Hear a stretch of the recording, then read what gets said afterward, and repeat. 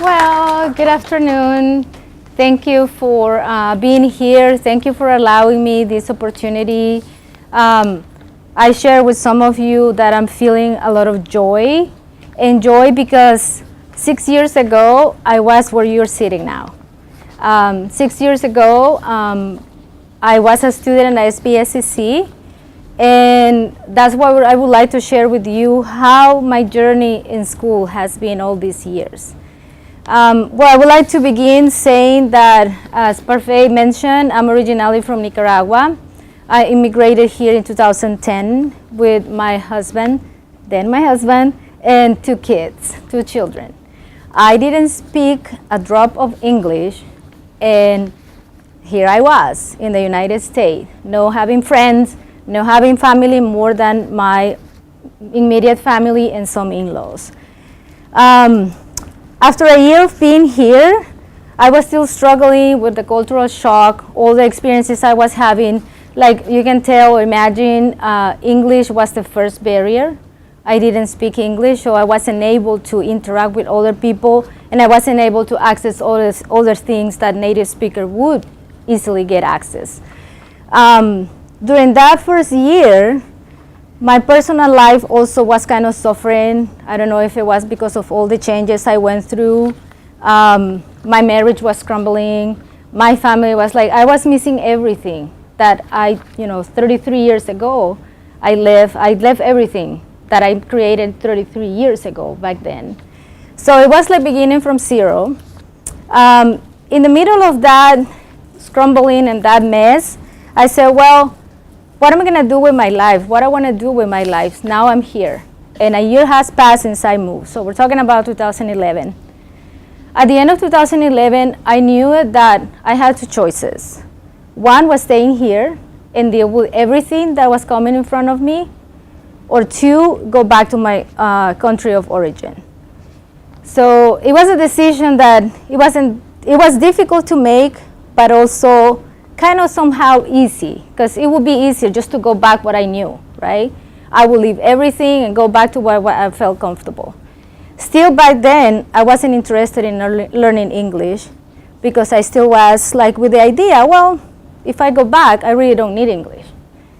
But taking the easy route is, like it says, easy. But I decided to take the challenge, and I stay here. Back then, in 2012, I was already divorced with 2 kids, so I became a single mom in a country, again, that I didn't speak English. I didn't have any formal education, and I was like, okay, I'm here. Again, the choices, right, what I'm going to do. So I started going and checking my options, and SPSCC and higher education was one of my first options. I live in Olympia, so it was convenient. I'm just going to drive 15 minutes and go. But guess what? English. I just was like a little bit learning from the Today Show every morning. So, and with my dictionary. Back then, I didn't have a smartphone where I would just go to Google and say a word. I had to really start like teaching myself, like if I was going to kindergarten or first grade for the first time. Regardless to that barrier, I said, I'm going to go to SPSCC and I'm going to enroll in education, because I believe that education is the door, right? It's the door that is going to open. But I didn't know that it wouldn't be an easy door to open. So when I began coming here, people were asking, have you filled your FAFSA? And I went, what's that? FAFSA. So I had to investigate what FAFSA was. I had to investigate what I needed to be able to be a student here. So I did all that. Of course, you probably went through that too. And there I was in my first quarter of the nursing program. I said, I want to be a nurse. I just chose the easiest path. I'm going to be a nurse. In my first quarter, I was still struggling with being an immigrant, with being a woman of color, with having an accent, with being questioned every time I spoke because of my accent, with being questioned if I was legal or illegal, with being questioned why you want to go to school. So to me, it became like that fire, like Parfait was saying, that ignite. The more you ask why I'm doing this, the more determined and stubborn I'm gonna become, and I'm gonna do it. So I finished the first quarter and I realized that nursing wasn't for me. So I changed and started taking classes, psychology and sociology classes. That's when I encountered the first time, like knowing a little bit about social justice, learning about immigration, learning about this society that was my new home. And I have accepted that this will be my new home. So I was determined, like Tanya said. I navigated, still trying to understand what FAFSA was. I spent more time, checking what were my options. And then I said, you know what, SPSCC has been amazing, but I think I want more. So I started investigating on local colleges, bigger colleges, and I ended up transferred 2 years after I was in SPSCC to Evergreen State. I transferred there, again, a little bit more like with this confidence. Okay, I've been here 2 years. I'm gonna do what everybody's doing. I'm gonna push this, I'm gonna push the system, I'm gonna spend more time learning about the system, and I'm gonna become smarter than the system. So I started finding loopholes. I started finding flaws. I started finding this and that would allow me to completely, I don't want to say like a snake, but like a very smart. I love snakes. Like, yeah, just going like this, and you're gonna use your intuitive, I would say, your smartness. You're smart, you're capable. So use all that to navigate the system. And I think this, where you're sitting now, is the first step to do that. In 2015, I graduated from Evergreen. I learned a lot of things there. I learned about the idea of liberal education. But I also learned that I wasn't playing with the same rules, right? Like Parfait also mentioned, we have struggles just by being who we are. People of color, low income, first generation, we don't play with the same rules. So I started understanding a little bit more about the myth of meritocracy. And meritocracy is the idea that we go all together and we play in the same field. But my field was this high. So I needed to learn how to play this way.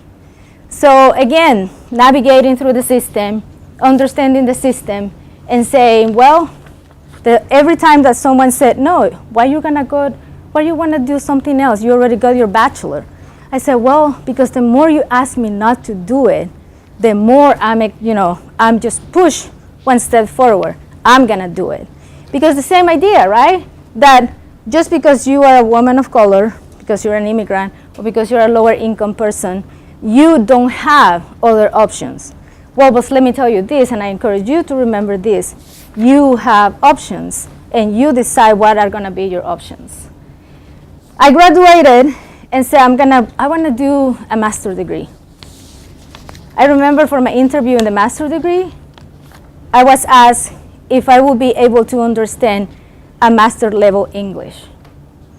I felt like a slap in the face, but I got my glove and I said, yes, I know how to do it. So I started doing it. And I, became, again, even more encouraged to do it. The other thing I realized in my experience was that I realized there's two different things, or there's a difference between wishing something and dreaming something. When I was at Evergreen, I began to think, do I wish to have a higher education, going higher than a bachelor degree? Or do I have a dream that I want to fulfill? So I want to share this with you, that my experience showed me or taught me that a wish is something that we hope is going to happen. But a dream is something that we make it happen. It's a big difference. Because if we keep hoping that things are going to get better in our system, we're just going to be hoping. But if we dream that things are going to be better to benefit us and to get our dream fulfilled, so we have to make it happen. That didn't mean that I was sitting in my house and just waiting that everything is going to come to me. That meant that I had to go out there and worked 1,000 hours extra, what I call extra miles, to be able to do it.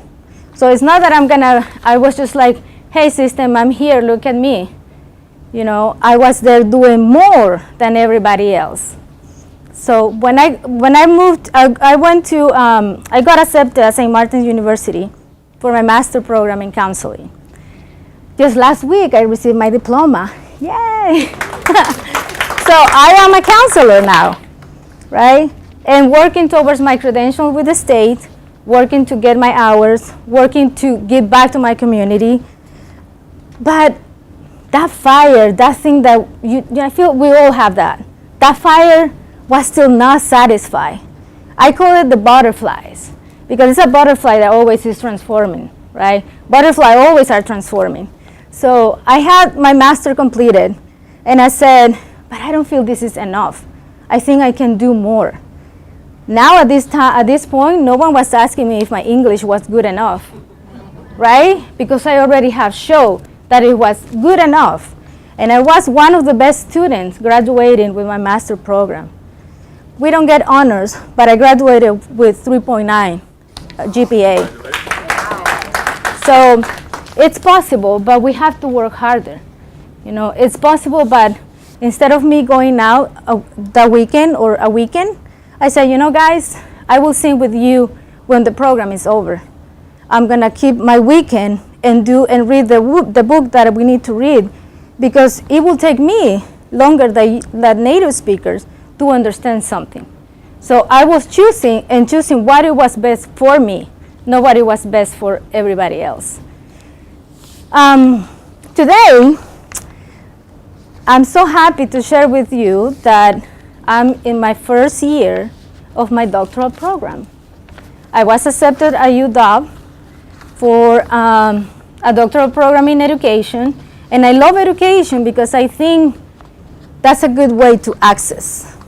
We get educated, even though we're gonna have people around us saying, "Oh no, don't do it. Why?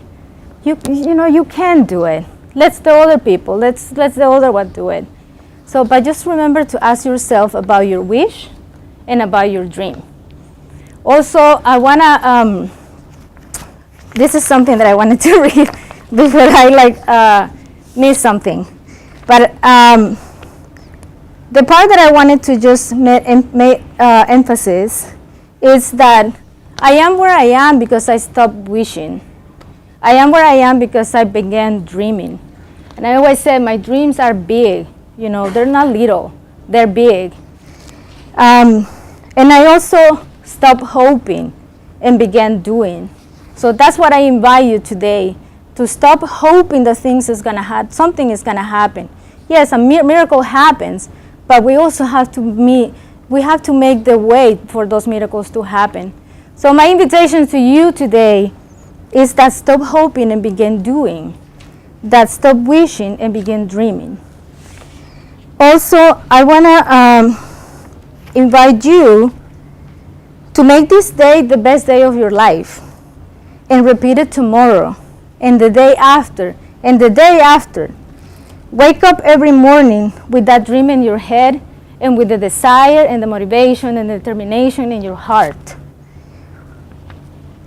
Don't let anyone to tell you that you can't do it. Congratulations for the beginning of your own journey. Thank you.